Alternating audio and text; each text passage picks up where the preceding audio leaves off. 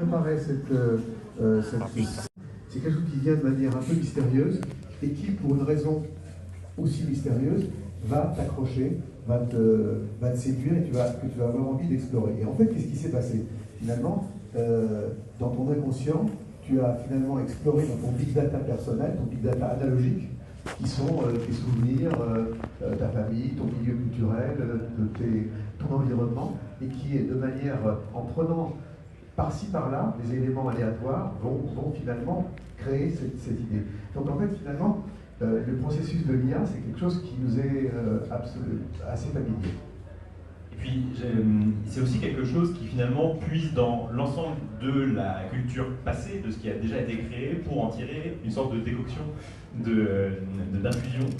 Et ensuite, ça permet à des créateurs de se saisir de ces éléments-là, comme on consolide aujourd'hui dans un modèle de langage ou un modèle de synthèse d'image de l'IA. Est-ce que pour toi, il y a vraiment là, cet aspect culturel de l'IA te paraît particulièrement important pour le... Je pense que le terme de décoction que tu emploies est tout à fait adapté.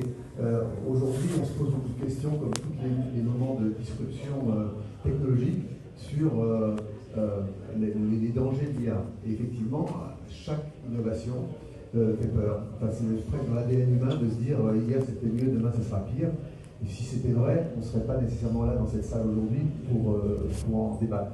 Et donc, du coup, on sait très bien que l'IA pose un certain nombre de problèmes, notamment des problèmes d'ordre éthique, des problèmes d'ordre également sur le plan de la propriété intellectuelle, par exemple, dans le domaine de la culture ou des brevets, etc. Mais donc je pense qu'on a peur en fait souvent des règles, surtout dans notre pays. On est les rois de la réglementation, mais en même temps, il faut se dire que finalement les règles sont un accès à la liberté. C'est parce qu'on a créé le code de la route qu'on peut voyager librement sur la planète.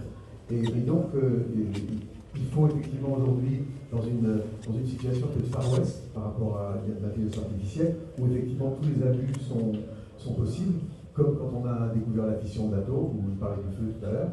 Et donc, il faut effectivement qu'on arrive à édicter un certain nombre de règles. Je pense que c'est notre responsabilité, nous, Français, Européens, de les édicter finalement ces règles, parce que depuis Beaumarchais, par exemple, sur le plan du droit d'auteur, on a toujours été pionniers sur ces domaines. Et je pense que dans le domaine de l'IA, on a aussi, nous, notre pierre à poser sur l'édifice de l'IA, entre autres. Et sur le plan de la création, c'est effectivement, je pense, une opportunité pour nous de pouvoir en fait finalement être une extension de notre imaginaire, puisqu'on garde, on peut toujours à chaque moment en garder le contrôle, jusqu'à maintenant. Et c'est vrai, finalement, du point de vue de la régulation, il y a deux modèles, un à essayer d'atteindre et l'autre à repousser. Celui à essayer d'atteindre, c'est le code de la route. On invente la voiture, ça ouvre beaucoup de possibilités en termes de communication, de transport, etc. Mais évidemment, on ne peut pas vraiment se servir de la voiture tant qu'on n'a pas le code de la route, sinon ça devient l'anarchie et on finit par être écrasé. Inversement, une mauvaise manière de traiter une nouvelle innovation technologique du point de vue de la régulation, ça pourrait être l'exemple de l'Empire ottoman qui avait interdit l'imprimerie pendant plusieurs siècles. Et évidemment, ça a été désastreux pour la société en général, pour sa culture, pour son économie. Et donc c'est un peu finalement le modèle code de la route qu'il faut suivre plutôt que le modèle ottoman en un sens. Et le fait qu'on ait besoin de créer des règles, ça fait penser à une autre chose que toi, qui paraît très importante dans la création aujourd'hui avec l'IA, c'est que non seulement il y a des règles qu'on va s'appliquer volontairement, mais il y a aussi les contraintes qui sont inhérentes à la technologie elle-même, matérielle, algorithmique. Et toi, tu as l'idée que nous sommes aujourd'hui on commence une sorte d'âge d'or de la création avec de l'IA, justement parce que l'IA n'est pas encore parfaite. Oui, effectivement, ce qui est amusant, c'est de voir qu'aujourd'hui, le geste de l'artiste est finalement de créer des accidents, de détourner une technique qui n'a pas été détournée jusqu'à maintenant. C'est ce qu'on appelle le style pour un musicien, pour un peintre, pour un cinéaste. Et ce qui est amusant, c'est qu'en fait, on s'aperçoit que c'est la plupart du temps, ce sont les limites, les limitations qui créent une œuvre originale, qui créent l'originalité d'une œuvre. Et ce qui est amusant avec l'IA, on s'en rendra sans doute compte dans quelques années, c'est qu'aujourd'hui, on est dans la préhistoire, à l'aube de l'IA qui est encore complètement imparfaite. Et en fait, ça me fait penser un peu au début du cinéma muet, ou du noir et blanc, où il y avait encore des tas de limites technologiques. On s'apercevra plus tard que ce qu'on est en train de créer, par exemple avec l'IA aujourd'hui, qui est encore assez peu développé sur le plan des possibilités, malgré ce qu'on peut penser, qu'au fond, ça va générer des œuvres aujourd'hui, des créations, qu'en fait on pourra sans doute plus faire quand l'IA se sera améliorée. Et donc toutes ces imperfections sont des imperfections qui peuvent finalement créer un style particulier. Et je trouve que c'est assez intéressant comme aujourd'hui, comme démarche, justement, de pirater, au fond, puisqu'on parlait de ça au début de notre conversation, justement ces algorithmes qui sont encore tout à fait imparfaits, qui sont encore en développement. Puis c'est intéressant, l'exemple que tu prends du noir et blanc, parce que ça veut dire aussi que toutes les créations qui sont en train de se faire aujourd'hui, qui vont se faire dans les prochains mois, prochaines années, elles vont aussi poser des codes, elles vont créer une sorte de canon, comment on dirait une sorte de solfège. Voilà, exactement, un solfège, un peu comme le noir et blanc. Après tout, si on n'avait pas eu la phase de noir et blanc de la photographie et du cinéma, techniquement, il est probable qu'aujourd'hui on n'associerait pas le noir et blanc à une esthétique particulièrement intéressante. Peut-être que si on avait commencé avec de la photo en couleur directement, on n'aurait pas l'idée aujourd'hui de faire un film en noir et blanc, plutôt qu'autre chose. Et il se trouve que comme on a commencé par le noir et blanc, dans l'imaginaire collectif, le noir et blanc a été associé à une certaine esthétique, à une certaine manière de faire des films qui reste. Et donc aujourd'hui, les gens peuvent faire le choix de faire en noir et blanc. Et peut-être qu'il y aura la même chose avec... Tout à fait, il y a une sorte de nostalgie du noir et blanc. Et je pense qu'on peut peut-être imaginer un futur qui est, en fait, qu'on ait un regard lié à la nostalgie sur les premières créations liées à l'IA. C'est intéressant justement de montrer un peu des exemples concrets de ce que toi tu as fait avec de l'IA générative. Alors, je ne sais pas si... Alors oui, en fait, moi, en tant que musicien, en fait, j'utilise l'IA pas encore trop sur le plan de la musique, mettons, je mets le dos de ce côté-là, désolé. Et donc, en fait, aujourd'hui, les algorithmes d'intelligence artificielle dans la musique sont moins développés que ceux qu'on peut voir, ceux dont on entend parler comme ChatGPT par exemple, qui sont plus évolués en matière de texte ou aussi en matière graphique, visuelle. Sur le plan musical, aujourd'hui il y a évidemment beaucoup de choses qui se passent, et c'est une question de moi, mais il y a eu un petit retard qui a été fait. Je pense que ça vient d'une raison qui regroupe d'ailleurs tout ce qu'on est en train de dire depuis le départ, c'est que beaucoup de développeurs d'algorithmes pour la musique sont des passionnés de Bach. Et en fait, la musique de Bach, parce qu'elle est très mathématique, ne correspond pas nécessairement au canon des musiques actuelles, en termes de groove, en termes de timbre, en termes de ce qu'on appelle de feeling par rapport aux musiques actuelles. Et donc, il y a encore une marge de progression. Et moi, je me suis beaucoup intéressé ces derniers temps à justement l'utilisation de l'IA, mais sur le plan visuel. C'est-à-dire que moi, j'ai hésité beaucoup au début de ma vie entre être peintre et musicien. Et en fait, tous les concerts que je fais, je crée aussi la scénographie, les éléments visuels. Et tout récemment, j'ai fait un concert à l'occasion du 400e anniversaire du château de Versailles, dans la Galerie des Glaces, où on a reconstitué, je jouais en direct dans la Galerie des Glaces, on a reconstitué une Galerie des Glaces virtuelle, un peu à la Tron 2, je dirais plutôt, une galerie virtuelle dans laquelle mon avatar jouait devant les jumeaux numériques du public qui se trouvaient un peu partout dans le monde. Et donc pour ça, j'ai créé un certain nombre de visuels de graphisme en utilisant l'intelligence artificielle. Emmanuel, tu peux en passer quelques-uns pour vous montrer ce que j'ai pu faire. On peut rester sur peut-être la première image une seconde. C'est une image qui en fait symbolise assez bien l'idée, l'approche que j'ai pu avoir.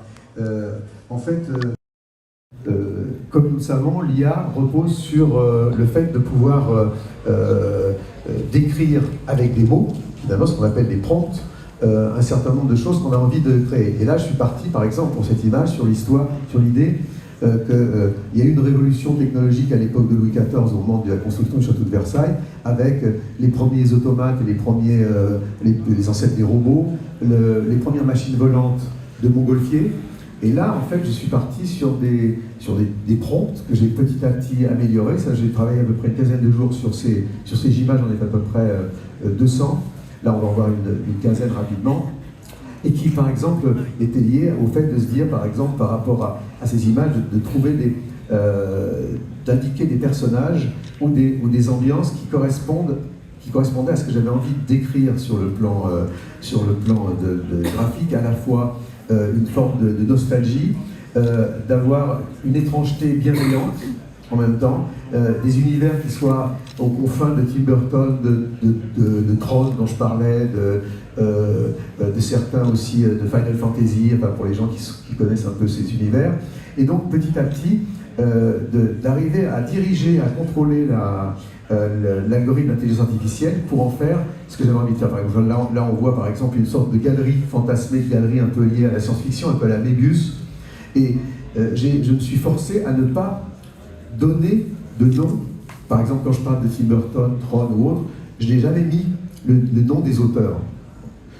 Mais plutôt décrire des ambiances que j'avais envie de décrire.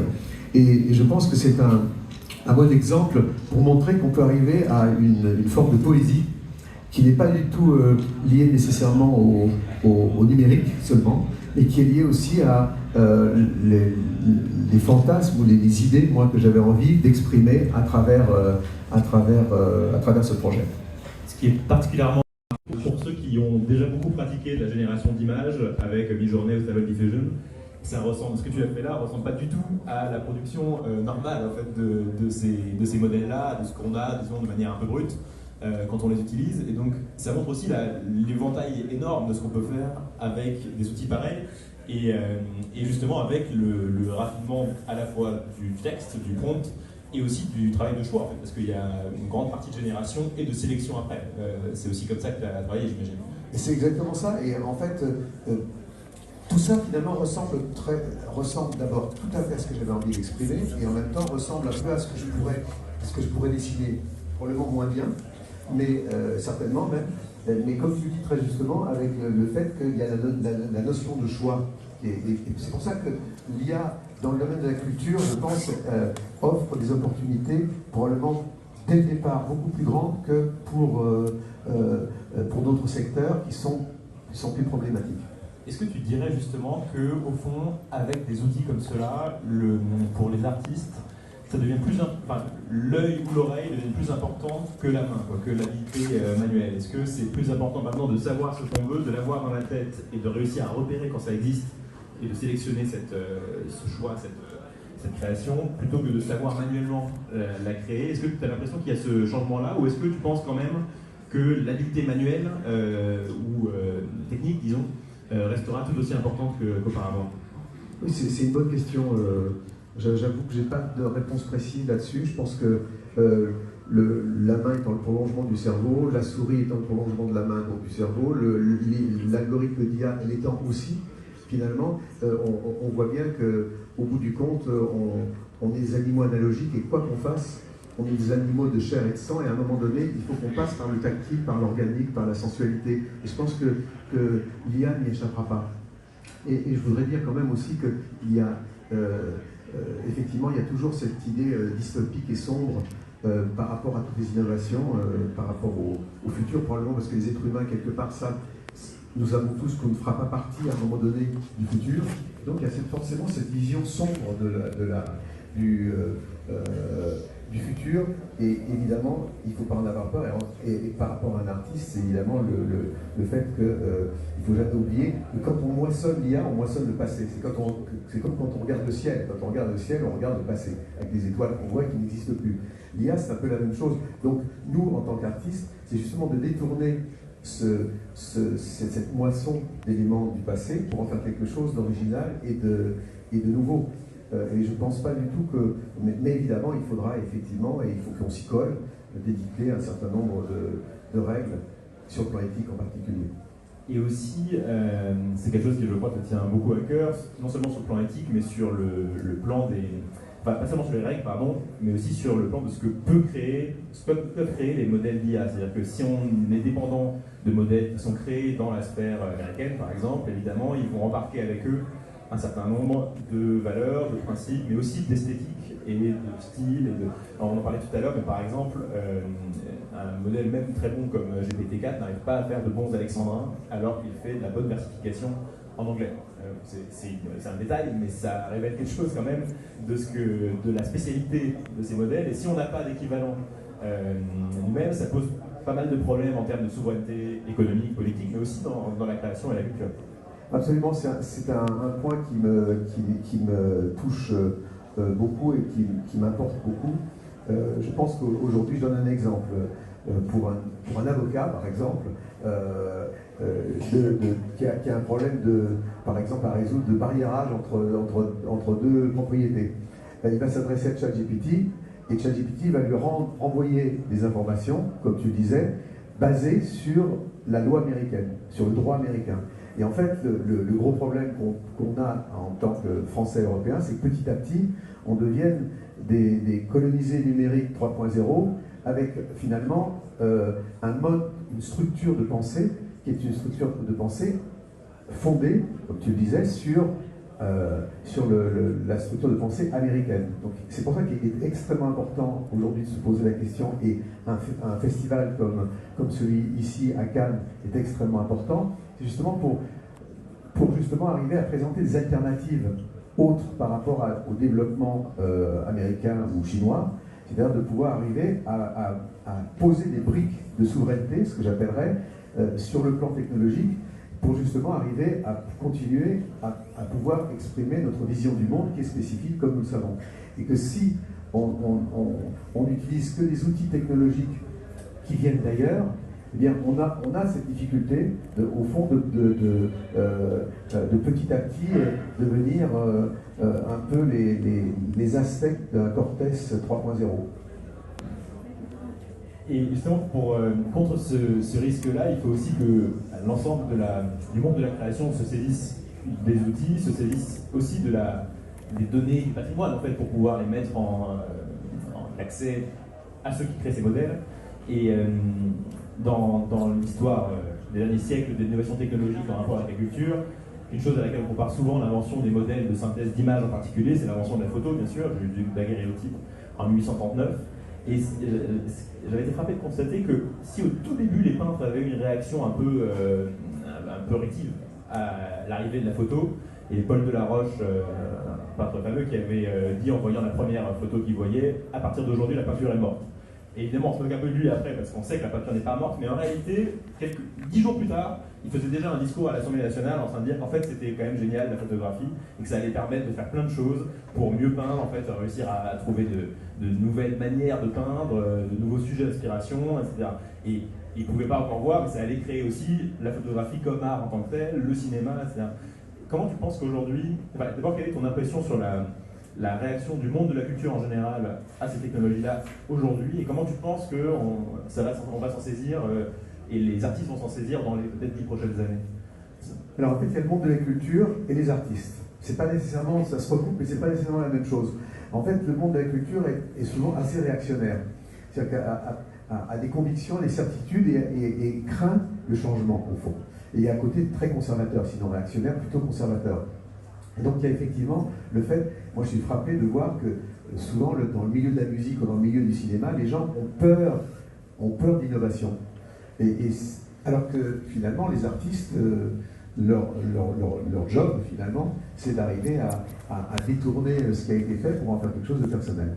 Donc c'est pour ça que c'est extrêmement important ici à Cannes notamment, ville du cinéma, ville de différents festivals, qu'on puisse justement arriver à montrer que cette diversité et notamment ces innovations sont des atouts et des alliés, et qu'il faut les promouvoir, et que nous, en France, on a justement ces fulgurances, si je veux dire, qui sont liées à plein de choses, au système D, à la débrouille, mais qui nous permettent de penser un certain nombre de choses de manière oblique ou de manière spécifique. Je racontais hier que il y a quelques temps, le président Xi Jinping en Chine a réuni sa garde rapprochée et a demandé aux gens autour de lui quel était au fond le continent le plus influent. Donc les gens autour ont répondu évidemment la Chine. Il a dit non, c'est pas la Chine. Et puis il a dit bon bah c'est l'Amérique. Non, c'est pas l'Amérique, c'est l'Europe. Donc tout le monde était étonné autour de lui.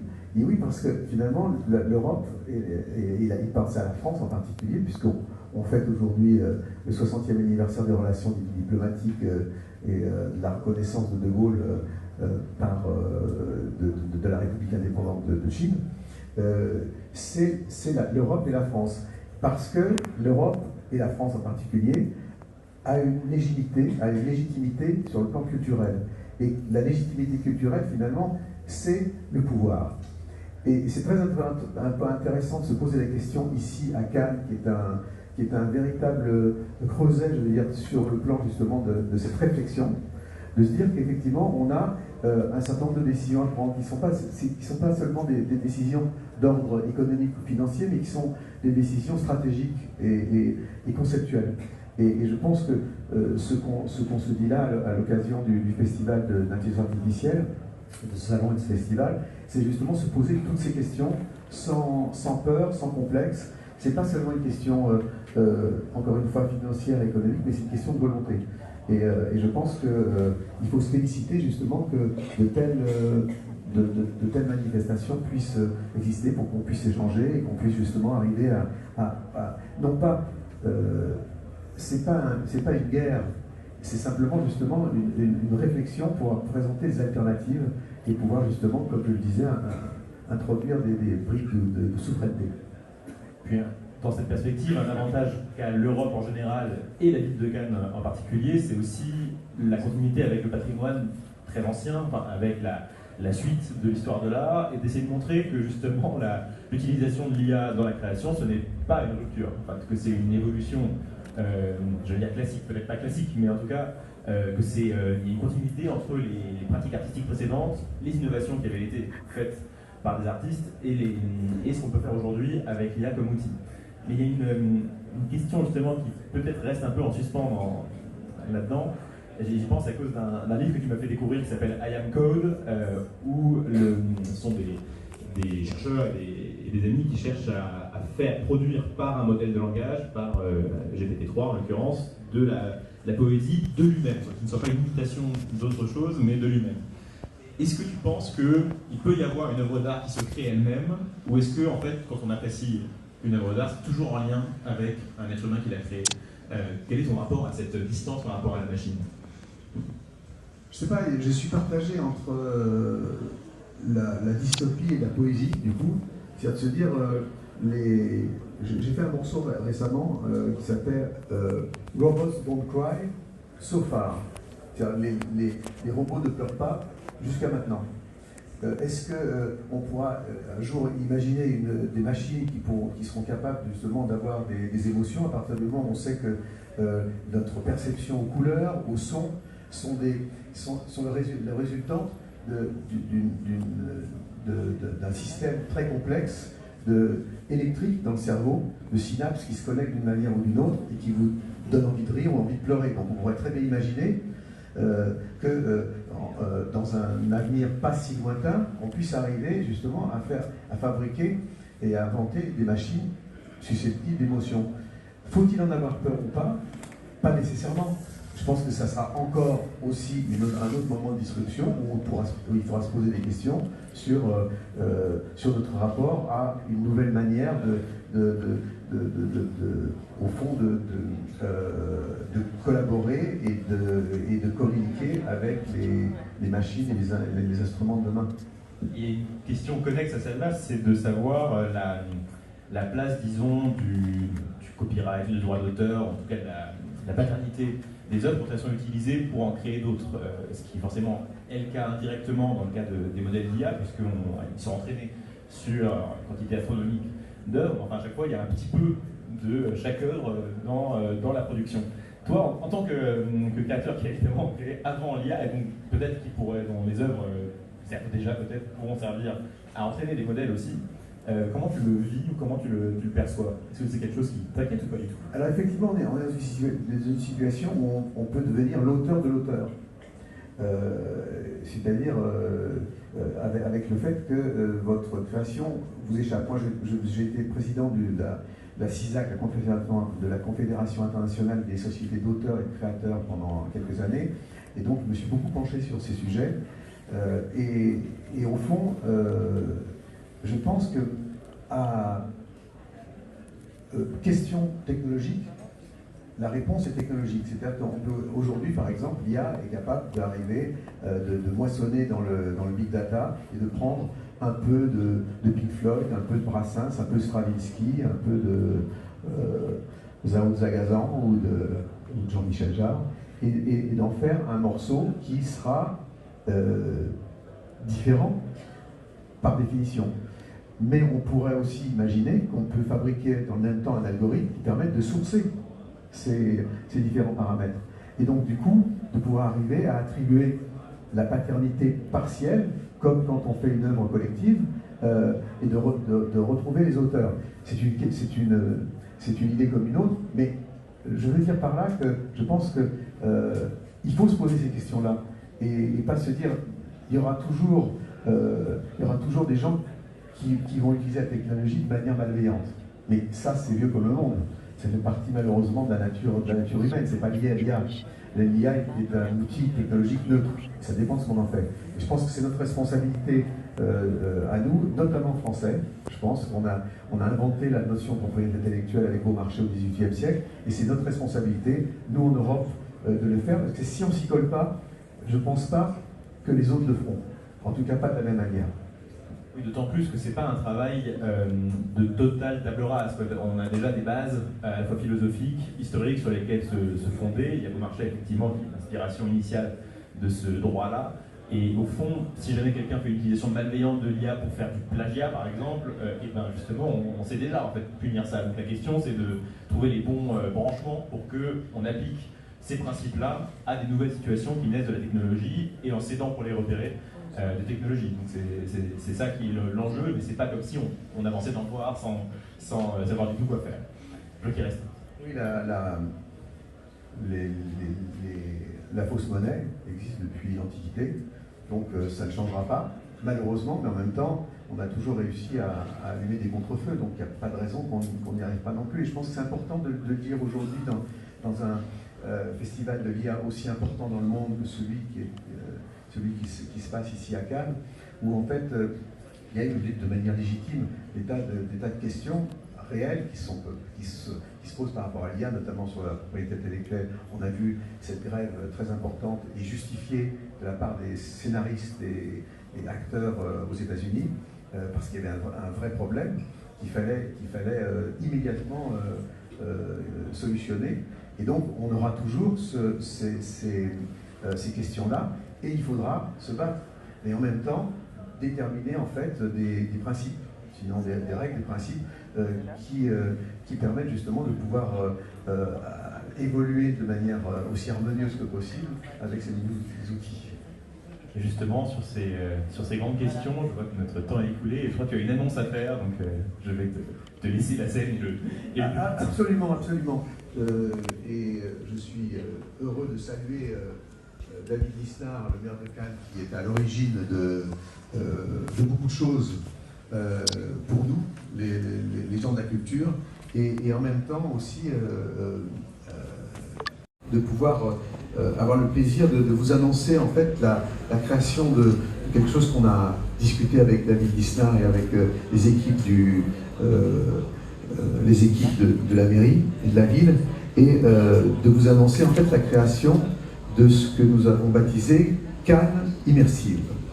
Et c'est en fait, Cannes Immersive, c'est un nouveau hub, on peut dire, même si j'aime pas trop le mot anglais, une nouvelle manifestation, on peut dire, qui au fond est dédiée aux créations immersives et aux nouveaux territoires de l'IA, justement.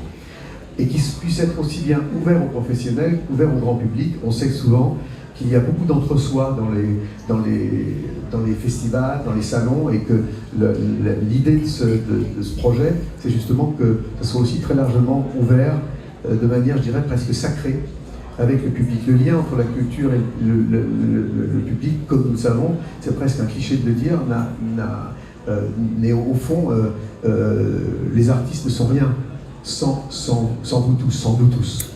Et donc c'est extrêmement important qu'un projet comme celui-là puisse dès le départ être ouvert au grand public, et le grand public ça commence aussi par les Cannois aussi.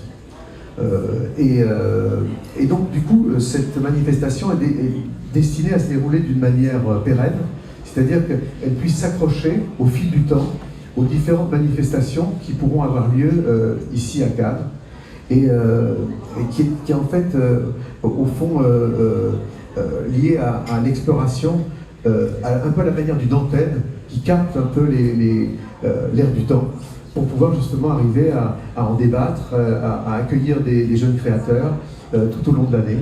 Et au fond, on s'est dit que ce serait un bon moment justement que Cannes Immersive puisse prendre son envol à l'occasion du Festival de Cannes dès 2024, en proposant au fond le meilleur de la création immersive et des œuvres justement réalisées avec l'intelligence artificielle. Il y a énormément de gens qui travaillent justement, moi j'ai donné modestement un exemple d'une collaboration avec un algorithme d'IA, mais il y a beaucoup de gens dans des tas de domaines, sur le plan justement de visuel, des graphiques, et sur le plan du son aussi, qui méritent d'être connus, et de créer dès 2024 une sorte de panorama justement de l'ère du temps sur le plan de la création dans ces nouvelles technologies, et puis qu'à partir de 2025 on puisse arriver à fonder avec la complicité des équipes de la ville et puis de toutes les bonnes volontés autour de nous, de créer une vraie sélection à la star des grands festivals de cinéma ou de musique. Un mot sur le son. Quand on parle d'immersion, très peu de gens parlent du son. Donc, alors qu'en fait, notre champ visuel, c'est 140 degrés, le champ auditif, c'est 360 degrés. Donc, quand on parle des nouvelles technologies immersives, on voit bien que le son et la musique sont au centre du jeu. Et jusqu'à maintenant, on n'y a pas trop, on ne s'est pas trop attardé là-dessus. Je remercie d'ailleurs la ville de Cannes et David Lisnard d'avoir eu le courage de relancer le Midem Plus, qui devra, dont un des objectifs sera justement dans l'avenir de pouvoir justement se pencher sur ces sujets et de relier le son et la musique d'une manière importante. J'ai toujours été un peu frustré, et j'en ai souvent parlé à Thierry Frémaux, de l'absence de la musique, du son de manière importante sur le plan au cours du Festival de Cannes. Rappelons que de Hitchcock à Tarantino, les réalisateurs souvent considèrent que la musique c'est 50% d'un film. Dans les nouvelles créations immersives, ce sera probablement plus. Donc Cannes Immersive se penchera évidemment aussi sur tous ces sujets. Et puis on a parlé un petit peu avec Raphaël aussi, l'idée aussi de Cannes Immersive, c'est aussi d'avoir l'ambition de promouvoir, si vous voulez, cette exception culturelle. Même si l'exception culturelle, je n'aime pas trop le terme, mais disons de promouvoir nous justement notre spécificité, notre vision du monde, de pouvoir justement être en rapport avec les jeunes startups, les gens qui aujourd'hui ont des outils. On a tout ce qu'il faut ici en France et en Europe, et il faut qu'on se bouge. Je fais souvent le rapport avec le fait qu'il y a une quarantaine d'années, on a créé Airbus. Et tout le monde nous rigolait au nez en disant « mais vous voulez avoir une place prépondérante dans l'aéronautique, ça n'arrivera jamais, Boeing est le maître du monde ». Et aujourd'hui, les lignes américaines ou chinoises utilisent nos avions.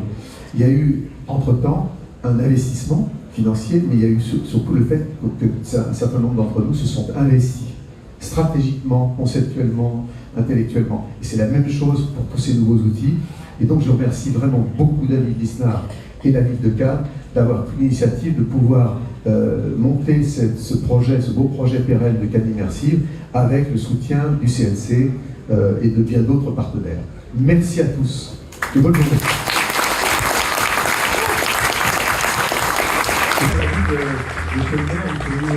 Peut-être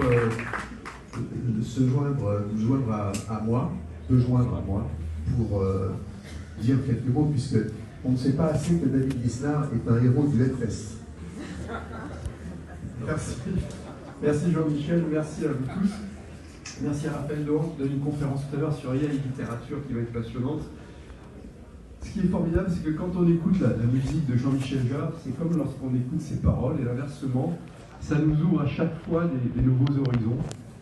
Et l'horizon qui est proposé aujourd'hui avec Cannes Immersive, c'est celui d'investir pleinement la créativité d'un univers qui n'est pas un univers d'aliénation, si nous savons nous en emparer, mais un univers d'émancipation et de création.